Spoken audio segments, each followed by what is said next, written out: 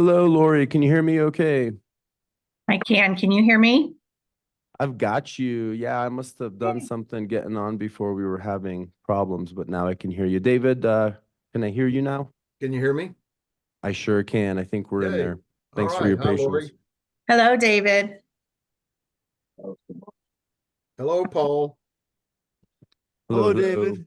You're kind of the lone stranger there tonight. Well, it's me and Bo, and so the dynamic duo here holding down town hall. Well, good for y'all. Um, be, I know it's time to start, but I wanted to have a moment of some personal comments that I don't think need to be part of this record. And that is just to give you all an update on my wife, Lamar. And for those of you who don't know, Lamar, 2 weeks ago tonight, slipped and fell in our bathroom, and the result of the fall and the impact on her head was that she cracked her skull on the lower left side. She had internal bleeding, hemorrhaging from the impact, and she had a contusion on her cerebellum. And she was in the hospital for a week, and the first 5 days of that week she was in intensive care. Probably one of the most scary moments in my life was the 2 weeks ago, about this time, when I was accompanying her to the Memorial Hermann Hospital trauma unit. Mm. I'm happy to say that she is progressing in her recovery every day. And she is going to make a full recovery. Oh, thank you. And it will be well, let me put it this way. It'll be longer. The recovery will take longer than she wants it to take. Basically, doctors are saying this type of injury takes anywhere from 6 weeks minimum to could be a couple of months, maybe 2.5 months, to get back to normal. So it's a slow healing process. The brain is. So I just wanted to preface and start our meeting with that, so y'all might understand. I'm kind of her caregiver, and I'm more distracted than usual, and so bear with me tonight. David, So I'm sorry you guys are going through that, and I hope she recovers really fast. And well, thank if you you. guys need anything, just let us know. Yeah. Thank you very much. I appreciate that, Bo. Yeah. We've had a lot of support here in Houston, and so I'm thankful. I'm thankful for, and have a great deal of gratitude for God's grace and for all the support of people who know and love her. So with that, let's start our meeting. We have everybody on. Is Carolyn with us tonight? I don't see her. I don't have Carolyn on, and I did hear from Kelly Hunter that she won't be able to attend. Right.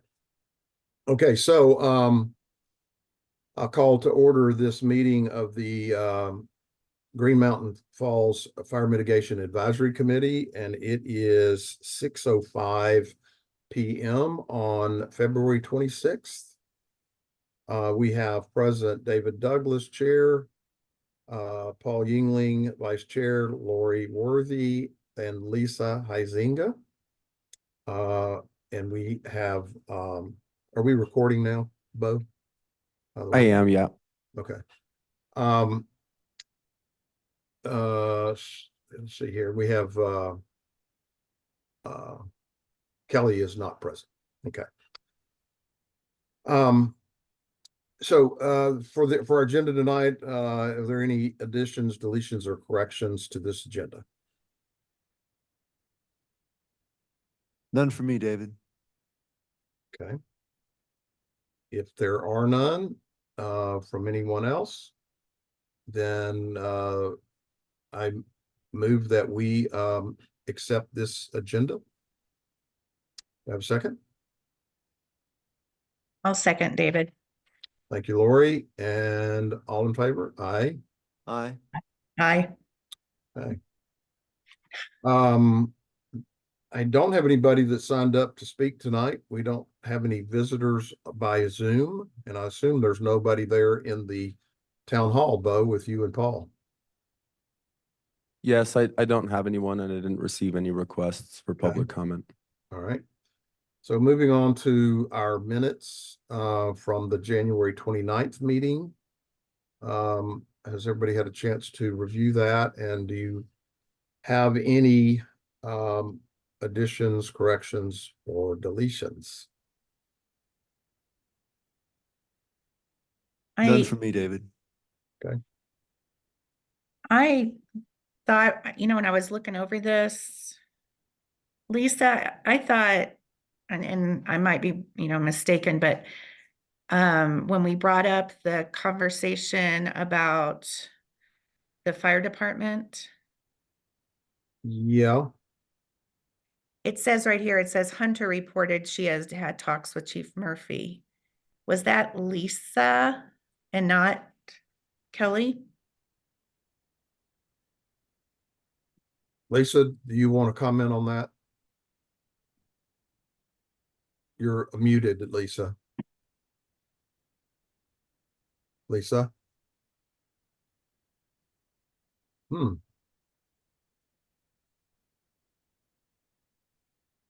Lisa? Oh, Hello, Lisa? Wow. Don't know what happened to her. Hey, Lisa, if we're not getting your audio, could you respond in chat perhaps?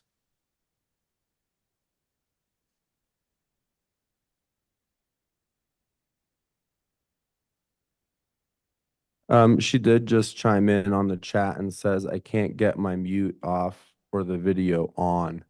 Let's see here. Yes. Lisa, if you can hear me, you might jump off and rejoin the meeting and I'll respond to the chat as well.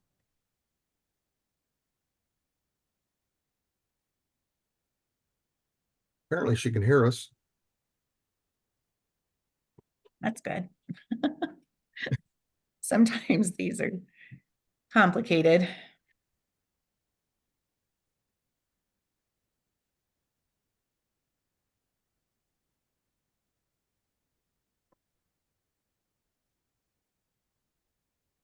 I had to jump off and restart to be able to hear you. And my first go at it, I could hear her. So I don't know, something happened. She's muted again.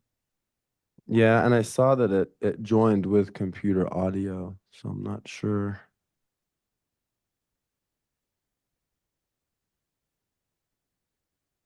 I'm not sure what's going on.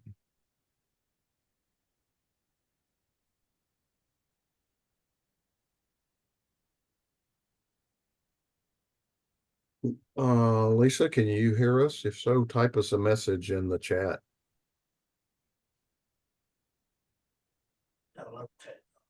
Mhm. I'm gonna mute, so you might be picking up this background stuff. She just said she can hear us.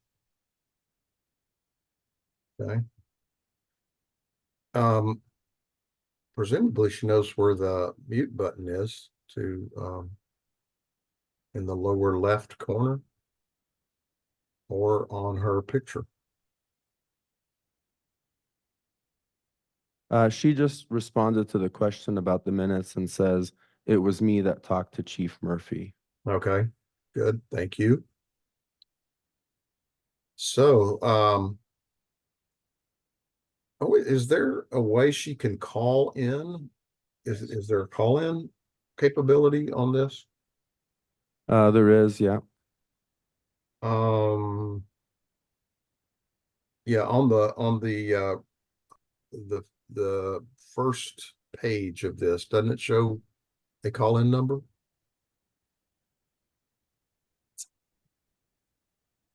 I'm gonna share that in the chat right now.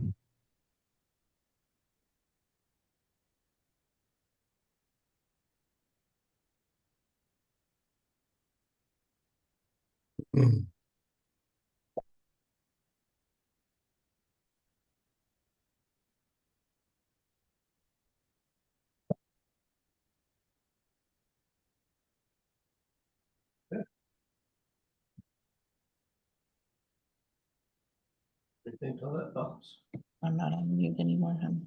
What? I'm not on mute. I'm gonna be on mute.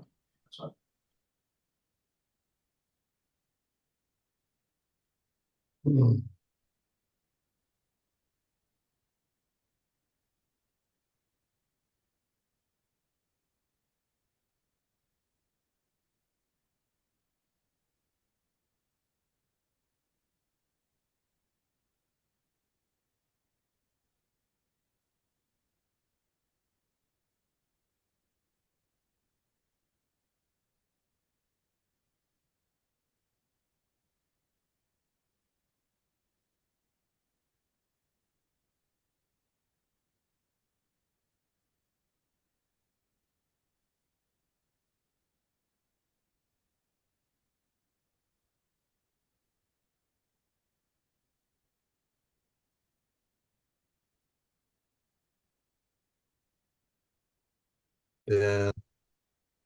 Okay, I turned the recording back on. Okay. So Lisa has answered by chat that to the question Lori had about our in item 6A of our minutes, where it says Hunter reported she has had talks with Chief Murphy. That in fact was Lisa Hazinga. So that is a revision to our minutes. That was a good catch, Lori. Good memory.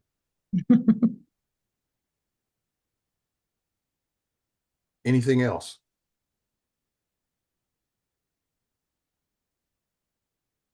Nope, not for me. Okay. I hate to approve the minutes without Lisa's input.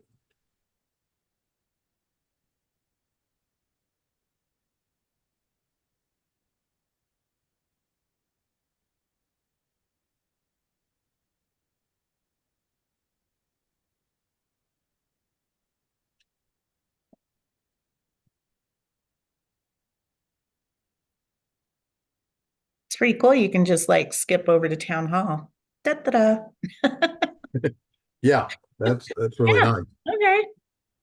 I'll just skip on over to town hall. That's great.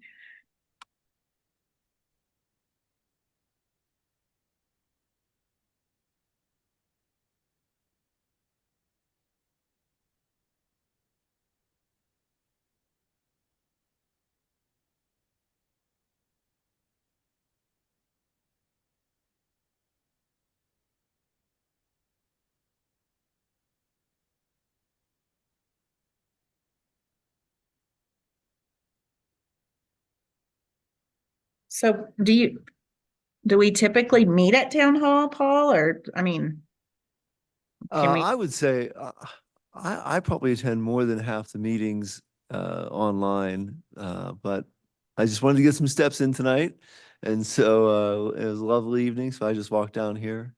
I Okay. think Lisa has just arrived. Okay. Hey, Lisa, no, thank you for coming. What a trooper.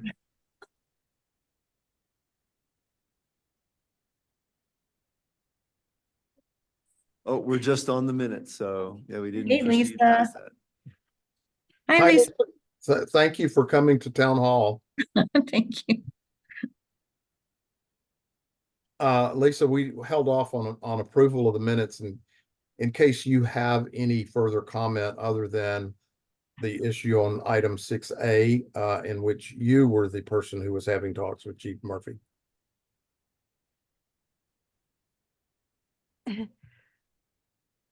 Yep, that looks good. Do you have any other changes or anything to the No. minute? No.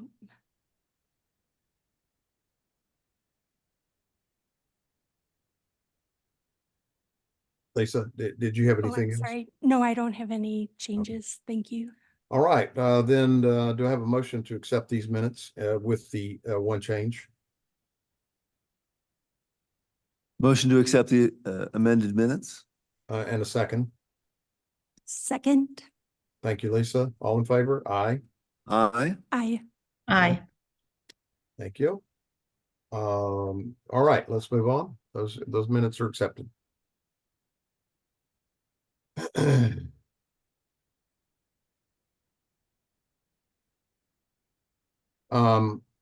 So old business, do we have any updates on our education program, Lisa, since the last meeting? no, I'm wondering, I'm feeling like we have a really good schedule coming up with all the events at Brunk Day, Greenbox, and the appreciation event. How is everyone else feeling about the short term? Do we have a date for the appreciation event, or has that been fleshed out any further? Yes, could you all save August 3rd on your calendars? All right. That's just a week after Bronc Day, but it was the soonest that the chief could get folks back from vacation and Mm-hmm. still have a summer crowd here. Mm-hmm. So Okay. Good. but So as far as, yeah, most of our so we have Green Box, which is July, we have Bronc Day, which is July, and we have Appreciation Day, which is the 6th of August. August 3rd. Oh, sorry, August 3rd. So anything between now and July? Should we have anything? As far as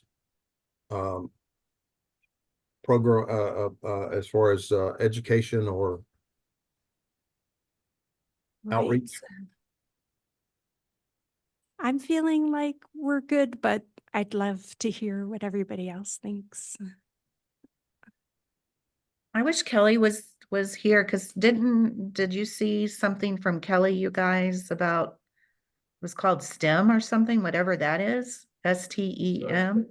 It's something to do, it's something in the schools, and I'm not Yeah. sure. Oh, that was an event, I believe, at Manitou Middle School that we could participate in with, I believe Kelly would probably be the lead on that. So it's a middle school event, Okay. Do is you my know- understanding. You know, But I there's, don't know the date on that, but so we probably need to get that, David, to talk about on the next. Yeah, we do. Let Yeah. me. I can look up her email and see if I can find the specifics. That's what I was Yeah. about to do as well.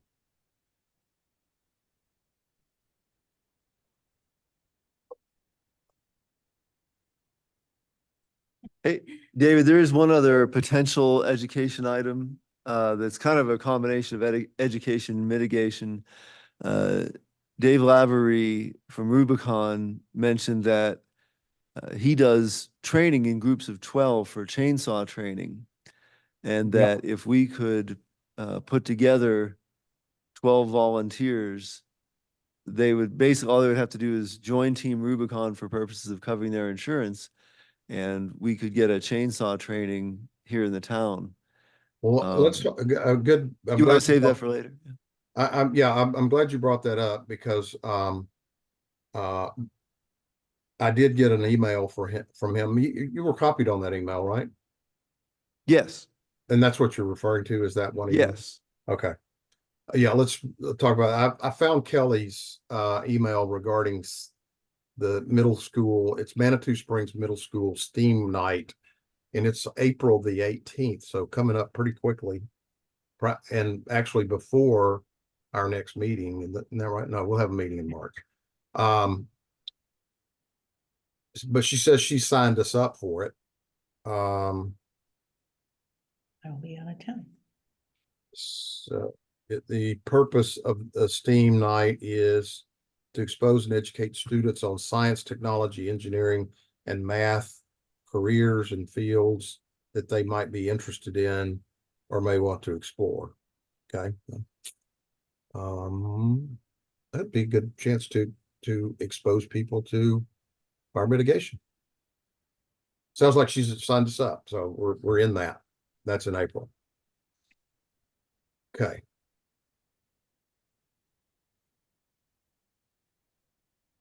Is that at the high school? Middle school, Manitou Middle School.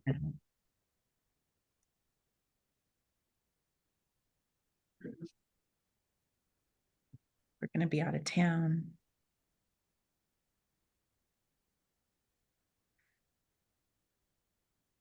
So we'll get that on the agenda to talk more about next month then, right?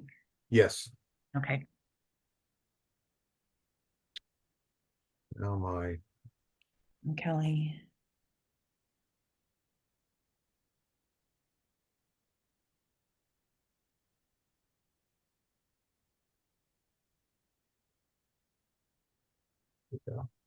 Okay.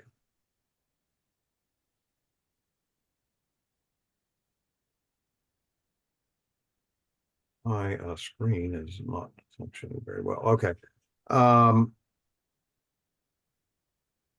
Any other things then on education?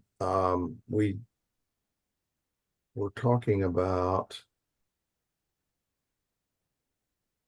Team Rubicon. So we talked about education program, the first responder appreciation event, and Team Rubicon remediation program is next. So that kind of, let's talk about that because it does come into the public education and awareness, what Paul brought up about training. Do you have that email handy, Paul? Let me search for it, David. I can probably get it too.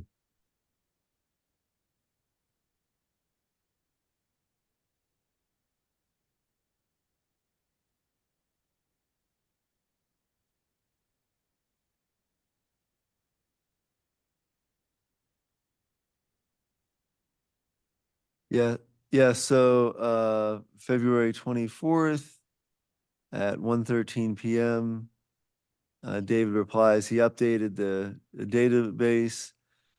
He also said, I'm quoting him here, I'm also planning to offer a chainsaw class to some GMF residents. Dawn Walker is rounding up some names. Could we do this 2-day class in the community center on the first day and on a homeowner's lot on the second day? If so, let's start thinking about dates. We might even add a third day where everyone just cuts. Okay. I think that's a great, I was really pleased to read that, and you know, if Don Walker is organizing that, it will get done. But I think as we have agreed, we need to stay in the flow of communication with Dave Lavery and not just turn that over to Don. So probably need a follow-up with Don to see where he is and coordinate a response back to Dave on dates. Yeah, I'm sorry to go ahead, David. Go ahead. No, go ahead. I was gonna say, I'm happy to reach out to Dawn and also to Chief Murphy, who also mentioned some of his firefighters might want to get some refresher chainsaw training. So if each committee, Parks, Trails and Recreation and Fire Mitigation come up with 4, Chief comes up with 4, there's our 12. We might even consider timing it around the chipper day, perhaps a week or 2 before, so that as we're creating slash with chainsaws, we're also having a plan to mitigate the slash. Yeah, great idea. Yeah, so you want to take that action item then and Yes, I'll take that one, David, both for Dawn and Chief Murphy. Okay. Um, thank you, Paul, for keeping that, bringing that up tonight, even though I forgot about it, adding it to the agenda for discussion, but, and also thank you for following up. All right, so what we have next is the Team Rubicon participants, and the first group here, Steve Dixon, Chris Randina, et cetera, all the way through Margie Murphy, are original American Red Cross participants who have, contacted us and let us know that they want to be included in the Team Rubicon program. So that's 1, 2, 3, 4, 7, 8, 9, 10, 11, 12.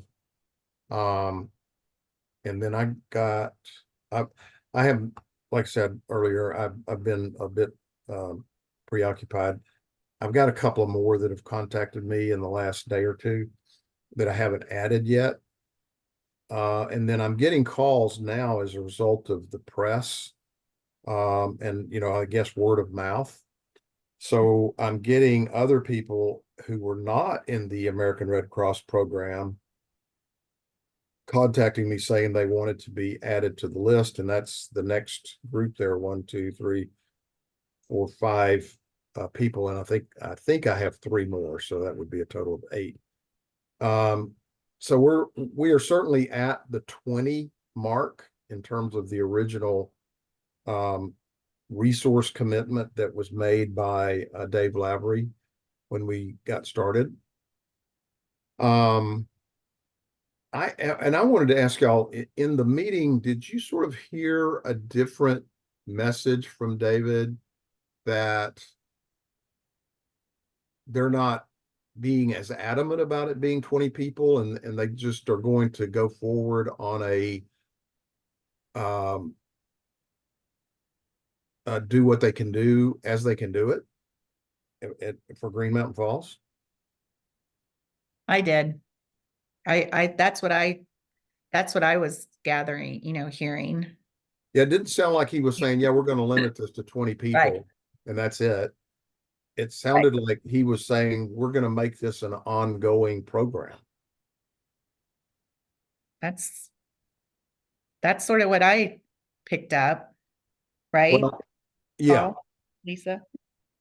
Yeah, yes, Lori, I seem to recall that a big operation would be logistically more complicated, but to do it incrementally over time would both be easier to coordinate with local Colorado Springs volunteers as well as town volunteers, and then also that Dave could simultaneously get training done while getting mitigation done. So he could bring some folks up here that he needed to train under his supervision, and they could be accomplishing some of the properties on this list while training.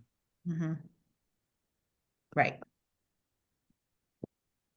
In addition to the chainsaw training he was going to offer, he was also going to offer to do hazardous, what was it? Ignition zone training, the assessments. Started with an H. What was that called? HRA or something? It's HIZ. HIZ. Yeah. Home ignition zone. Okay. A home ignition zone training. So we need to keep that in mind for people that might want to get that training. But so what I'm thinking is, and I've already sent this list that you see here to Dave and said, here is our initial list. What I need to know is who has signed the release, the liability release letter, and he has responded by adding a column to our list to say, yes, to the people who have signed the liability release. So I told him that I think we need to make a final action here and say, yes, this is the list we're gonna recommend to uh to Team Rubicon as our initial group of people. So that they can get started and contacting people, setting up the assessments. Because I also heard him say that they could do this starting immediately, essentially. I mean, they can do it, they can do assessments while there's snow on the ground. But they'll wait, of course, until a better climate for doing the actual work. So guess what I want to do is put this forward, see if y'all are in agreement that we can just start building a list. This is our first cut. This is sort of the first 20, and then just start adding on to it so that people can get this work done. David, I just have one clarifying question. Yeah. Fergie was pretty adamant about not being overlooked at the meeting. Is that Stephen Dixon at the top of the list? Is that the I same don't know person? who is Fergie. Fergie, unfortunately, I only know him as Fergie. Fergie has Stevie the dog. He's a tall fellow, a little bit older with a gray beard. He mentioned that he signed up for the ARC program. He was kind of Yeah. center Paul, back.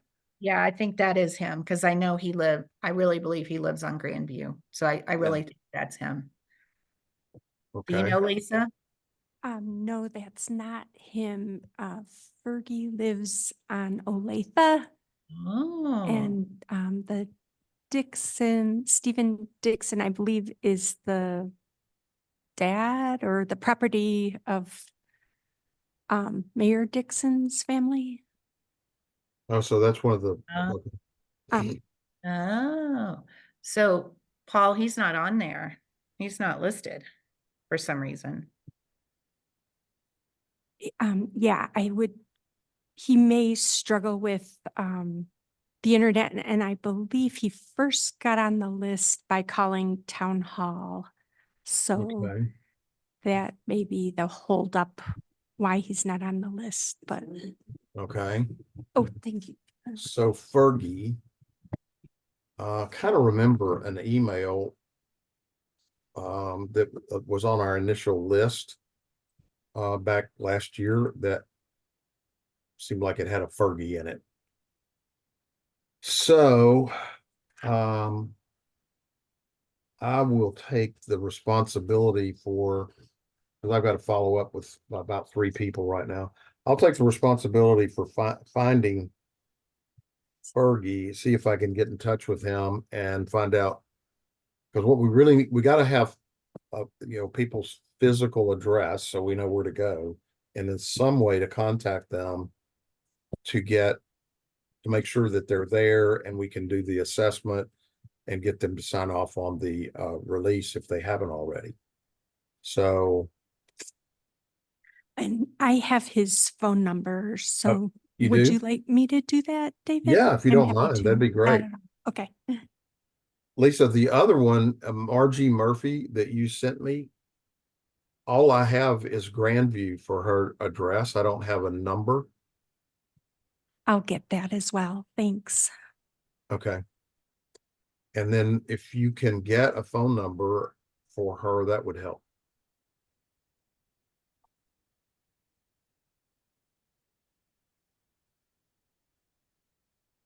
I think I have So- her number. So you will follow up with Fergie and Margie and send that information to me, right, Lisa? Yes, thank you. Okay. And then I've also got to follow up to Jamie Crawl, because she responded that every response she sent to me was to tell me that she would be at the meeting, but she never said, I want to sign up for the program. So I need to confirm with her that she does want to. Does anybody know her? I know her. I can put Was her she at on the my meeting? list. Was She was at the meeting. Yeah. All right. So I'm just assuming she's a go, All right. but I'll get her address and phone number for you. Okay. All right. Any other does anybody have any other information about people that, we're missing off this list? Other than Fergie. Okay, I don't see, and it could be in Dave Lavery's list, but Dean and Patty Heiss, are they on there? no, I know they turned in a waiver. Right. okay, well, see, that's where I'm not on top of things as much as I should be. I got David's email this weekend and I have not opened the attachment to see which ones of the releases he got. Oh, no worries, Dave. Again, you've been dealing with a lot, so I totally Yeah. get it. Yeah. So I will go in and look at that and see,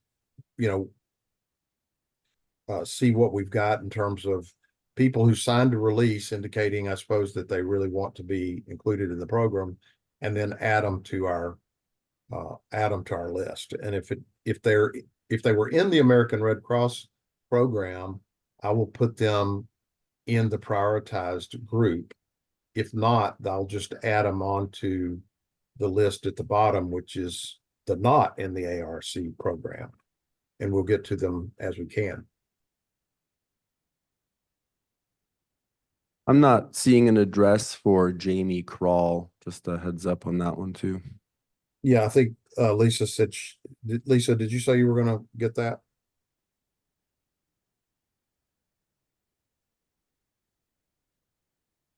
Yep. Lisa, did you say you were going to get Jamie Crawls as well?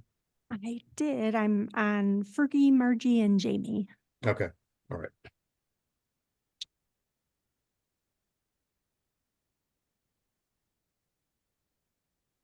So, is everybody sort of in agreement that this initial list represents sort of the path that we want to take, and these are this plus the group that were in attendance and signed waivers are the ones that we initially want to get started with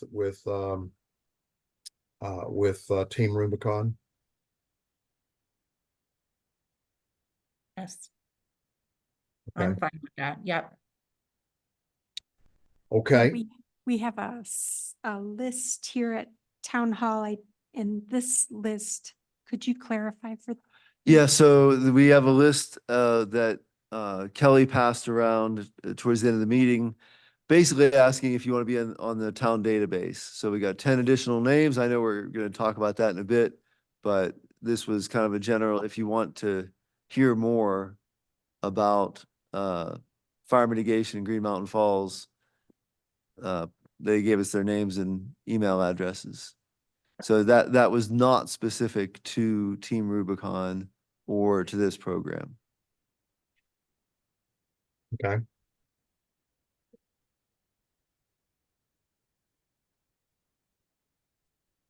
So what are we gonna do with those guys? So Go ahead. oh, sorry, Paul. David, go ahead. No, go ahead, Paul. I'm gonna add them to our database, and then the March fire mitigation tip will be the first thing they'll hear. And it kind of is complement. I know we're getting there, but it's complementary to the Team Rubicon home ignition zone discussion. Cool. Lori, we're trying to build out a database of Green Mountain Falls residents that we can have the ability to communicate with people about, on a monthly basis, the tips that Paul does, but also other events that are upcoming, like the Team Rubicon. It's a way for us to reach the community. It's just adding to our toolbox, if you will, of ways to reach people and message them. And so we've been working on this for over a year to get people to allow us to add them to our list. So that's what Kelly did was pass around and, let people know if they wanted to sign up, they could. We're taking a cautious approach and not just willy-nilly adding people without their consent. Right. We're trying to have some integrity with our Right. program. Okay, so I guess just as a formality, could if everybody's in it, feels good about where we are with this and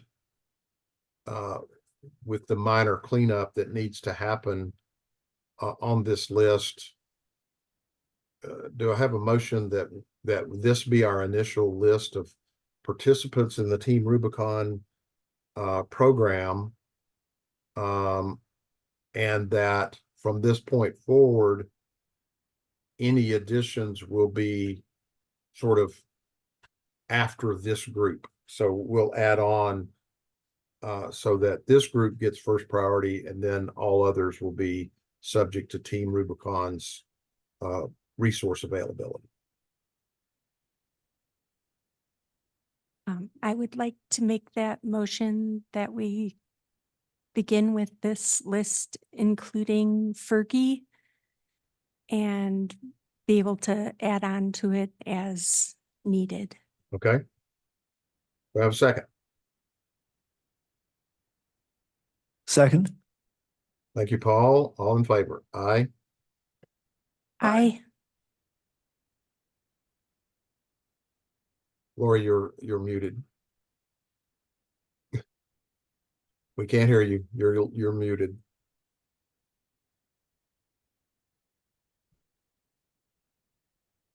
Uh-oh. Something's wrong. Lori can't. We can't hear Lori. Can you put an answer in the chat box, Lori? There. Can we hear you now? Lori? Yeah, can you hear me?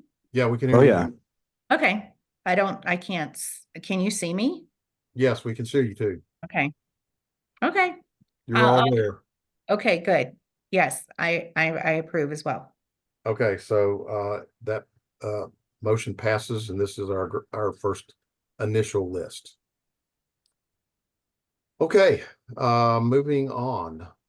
On our agenda, what's next? Our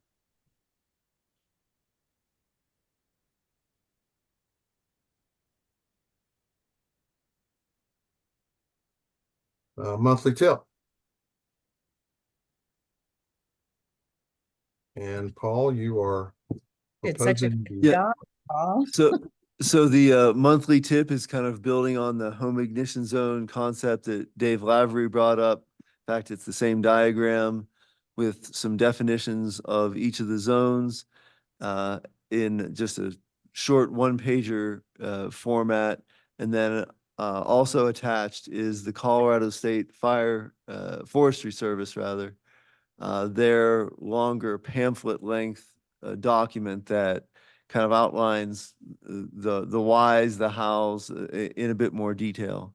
And so I'd propose that we send both of these out to our distro list, which is now grown by 10, thanks to Kelly's efforts, among others. And we also send out the booklet length attachment as well. Carolyn can put the single pager on Facebook and other social media, and then she can link to the Forestry Service document. Okay. Just as a curiosity, we have been presenting the Forestry Service Home Ignition Zone publication for, many months, couple of years now. How did you sense that the group that attended the meeting had a better understanding of what that means?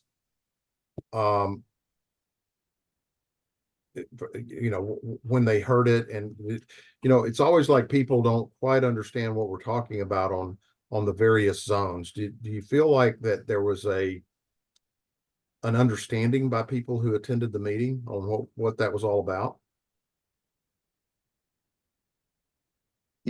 From my perspective, there weren't really questions on the concept of ignition zones, like people kind of get it.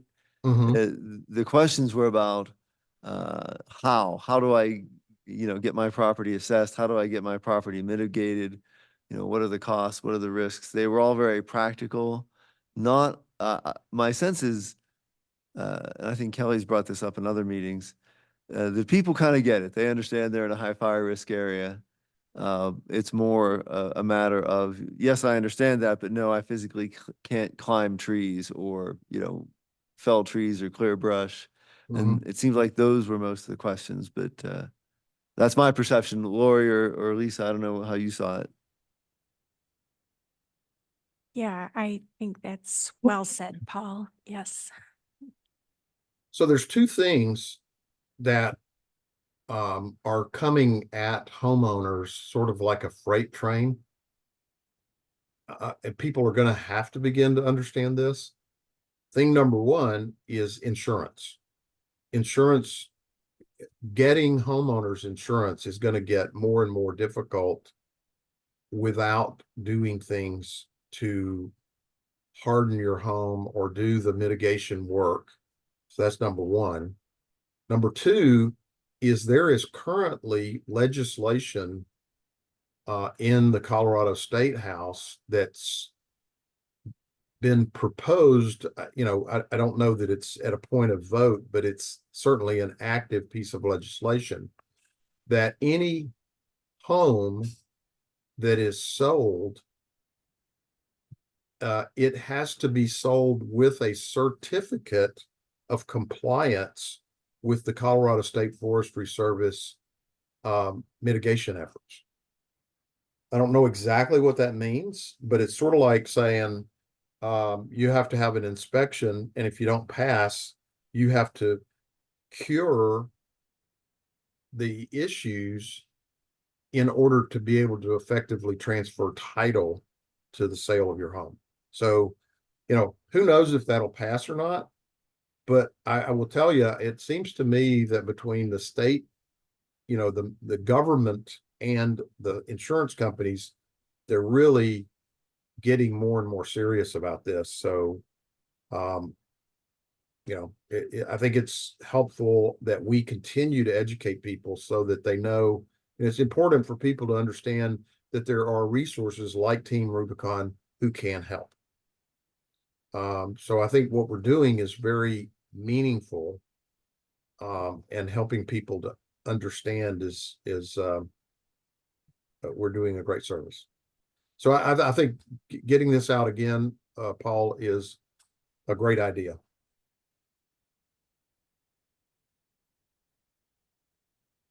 Okay, and if we approve this, I'll get it out the first of the month, and both the flyer, the social media output, and the booklet. What day are you planning on getting this sent out? March 1st, so Friday. Okay, I may have some additions to your mailing list. I'll try to get them in by Friday. Yeah, if you just add them to the Google Sheet. Yeah. Yeah, I'll just copy any email addresses we have, and I still have to input these 10 names as well from the Rubicon meeting. Okay.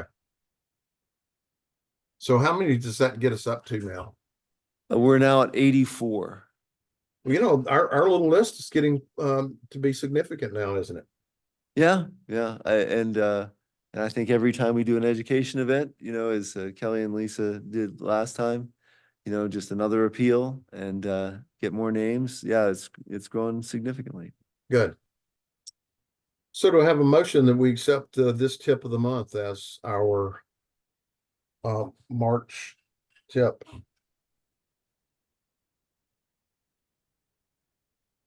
I'd like to make a motion to accept this as our March tip of the month. Do I have a second? I second. And all in favor? Aye. Aye. I, I, Okay. Unanimous that this will be our tip of the month. very nice.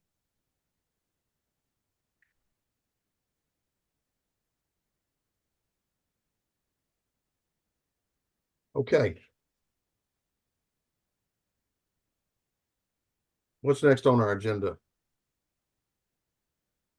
Any further updates on the formation of volunteer groups for block captain, database, or tracking? Yes, we do have one a potential block captain, Jim French on Cottage, expressed an interest in volunteering, potentially becoming a block captain. A little bit of overkill on the west side of town as he's about 3 doors down from Ed Johnson, our other block captain, but you Yep. know, we'll take help where we can get it. Yeah, absolutely. How do we engage them? I mean, you've got 2 people now who want to participate. It seems like we need to, it might be a good idea to take advantage of Team Rubicon's education program and say, hey, we want our block captains to be trained in home ignition zone assessment. What do you think about that? Yeah, that's a terrific idea, David. Both the HIZ assessment and if they're amenable, the chainsaw training. Yeah, anything we can Yep. do to make our block captains more confident, that's, all for the good, in my Yeah. view. Yeah, absolutely. Okay, well, we're still wanting to expand this group to have, a good group of block captains across across town so that we have neighbors who know each other and are helping spread the word at a grassroots level and being beneficial to their neighbors in terms of doing home assessments and potentially getting people to sign up with Team Rubicon and programs like that. When I talk to Dawn, I'll mention this as well, that, if he has in mind folks that would be willing to get not just the chainsaw training, but the assessment training and maybe do some volunteer work as block captains. Yeah. I wouldn't want to make it a screening criteria, but if we do have folks that meet all those gates, yeah, I agree. That would be a step in the right direction. Yeah. Okay. All right, good. Any other discussion points here on our on formation of volunteer groups or our database? Nothing for me, David. Okay. All right. So I think our chipper program is pretty much set for June 29th, 30th, and November and September 28th and 29th. Lisa, was there additional discussion that we need to have on that with respect to Chief Murphy communications or discussions you've had with him? yeah, I haven't heard any other information from him about, wanting to keep it at one specific site or not. So Okay. I need to Well, get well, with it would be him help- about that. Yeah, I think it would be helpful if we could get him to understand the importance of dragging the chipper around town at least one of those 2 dates to benefit those people who might not have the ability to transport slash. I understand that it's hard to do, but I think that's one element of this program we need to flesh out a little bit more is, how do we make this work for both the chief and his crew as well as the residents? And Yeah. I don't know if he's adamant about the fact that he doesn't want to pull it around town or not, but it would be helpful to know. Right. I he seemed adamant after the last one, and I don't know if it was just they were short on staff at that time, or I think it is a stretch for their small department to do this, but I'll get with him. I think the idea of having at least one of those be a traveling chipper. And then does anyone have thoughts about us, the June date versus a September date being the best for a traveling chipper? I personally think that the later date, it, the issue is you've got the summer people who get in town and, you know, they have all summer to kind of work on, you know, cleaning up their property. You might have, and they probably have less ability to transport it than anyone else. So maybe the later date would be the preferred date to transport it around town and let the first date be the one where it's stationary. But that's just my 2 cents for what it's worth. You know, I don't know. Are those folks still in town at the end of September?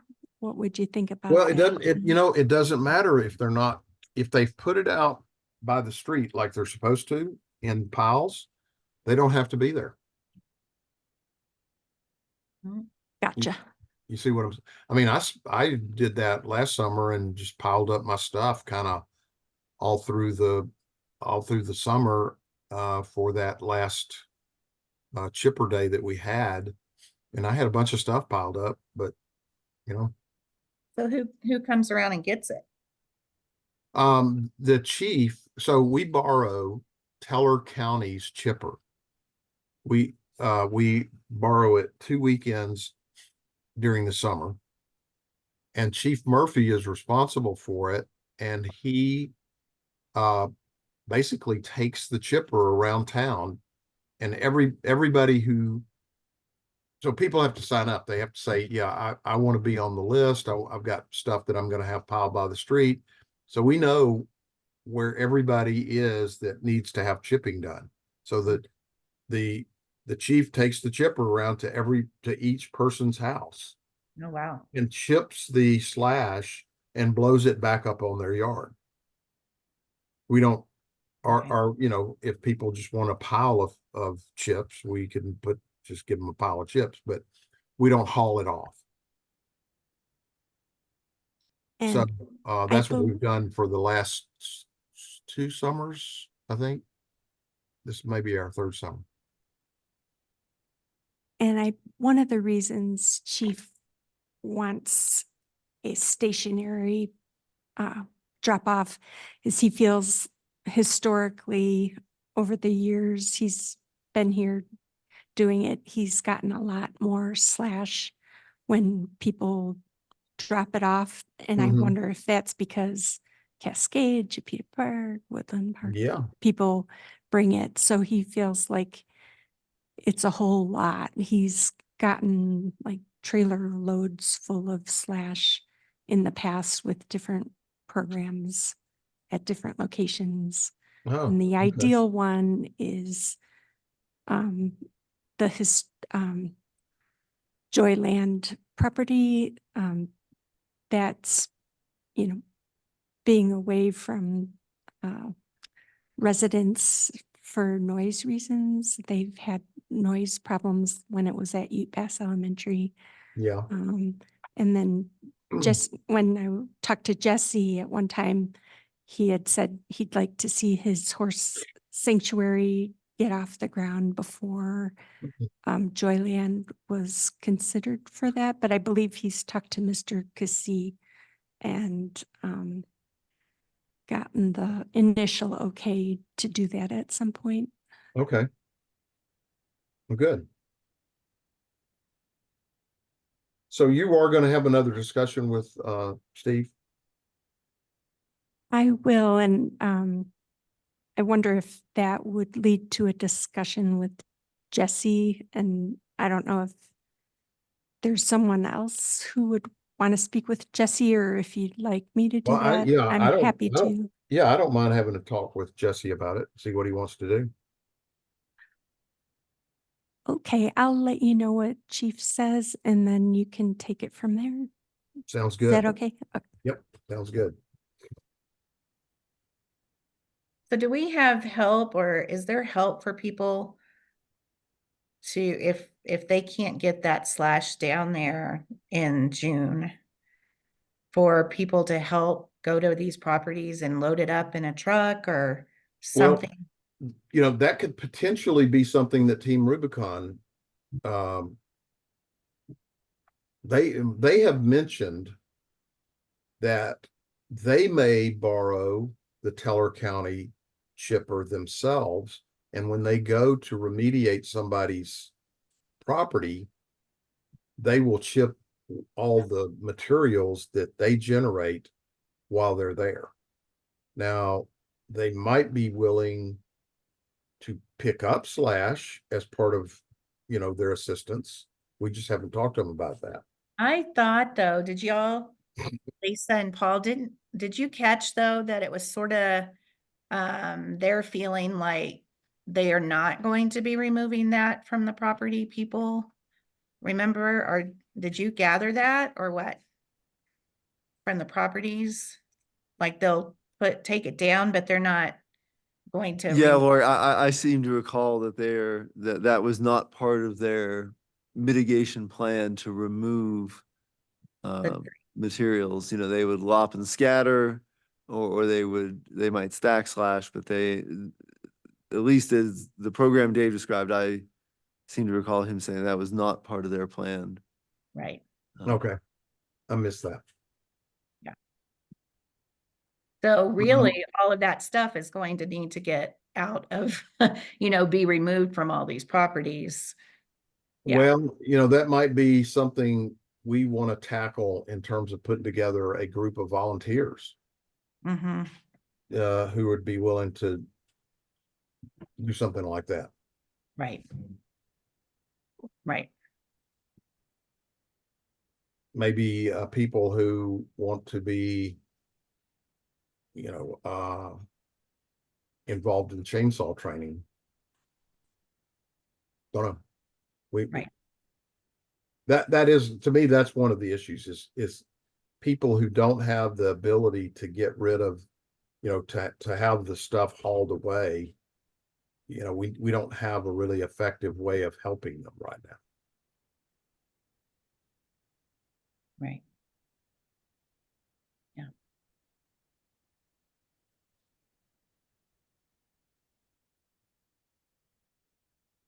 But I'm happy for you to make some recommendations on that, Lori, if you want to give it some thought Yeah. on how to put together a program to help people. Right. Yeah. Like if we had people from the town who had pickup trucks or something Mm-hmm. to where they would be available or could help get that slash out. Yeah. Okay. Something Yeah. like that. Yeah. Yeah, and it's interesting you say that, Lori. When I volunteered on a chipper crew, I think summer before last, and we were overstaffed, and so we had like 5 empty pickup trucks following the chipper around to work the chipper, when we could have just as easily, loaded up those pickup trucks and taken the slash to a central location. So yeah, I think there's capacity in the community just to recruit people with trucks. If Chief wants to be stationary for at least one of these events, Right. seems to me we could, get a pickup truck flotilla and get the slash to the chipper. Yep. Okay. So let's revisit this again also to talk through that and how we're gonna, recruit these people to maybe help after, Lisa talks to Chief Murphy about it. Okay. Yeah. On the agenda for next meeting. Yep. Okay. Finally, on our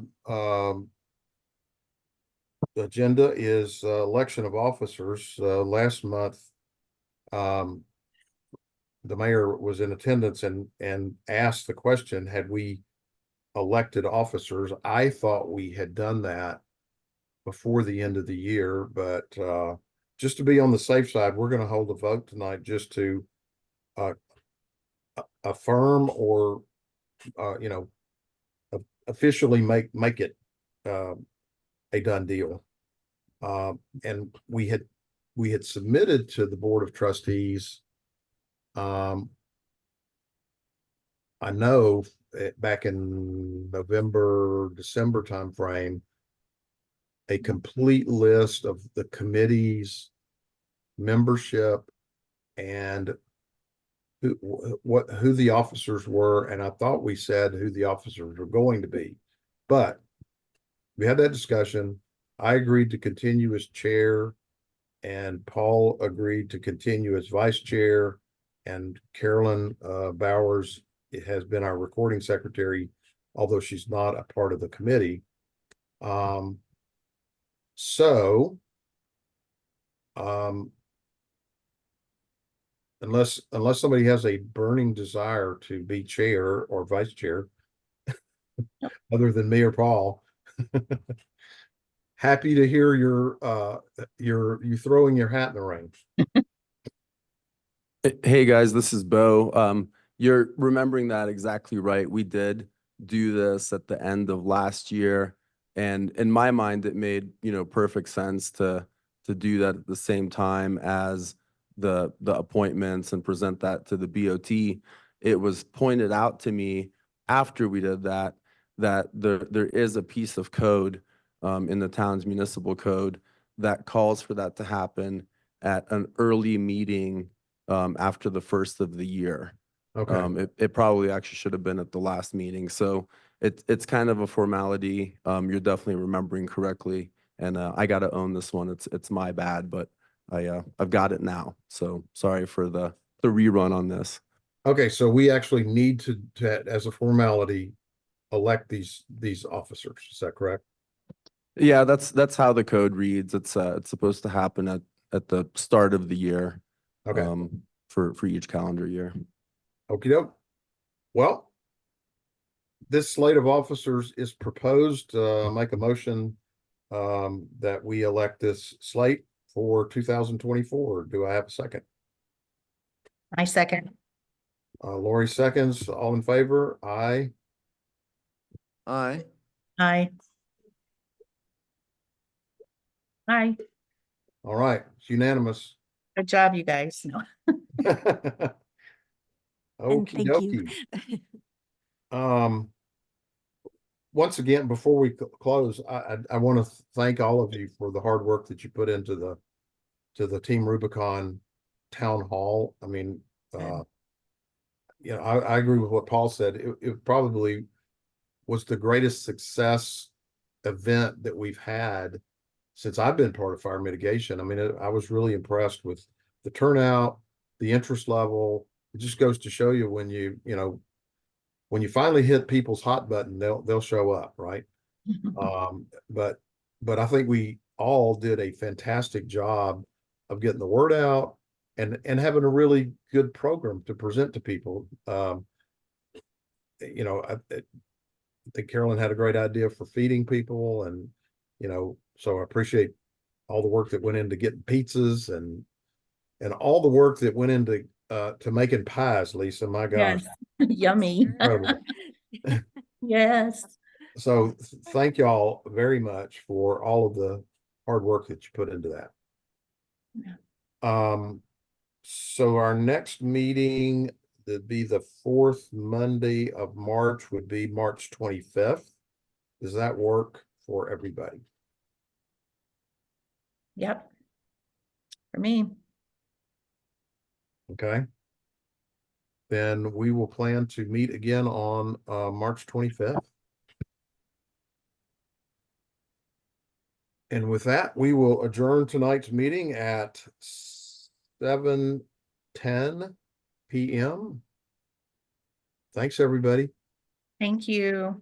All right, thank you, David, and best to Lamar. We're all pulling Yeah. for her. Oh, We're thank pulling Yeah. for her. Thanks. Tell her we said hello. Absolutely.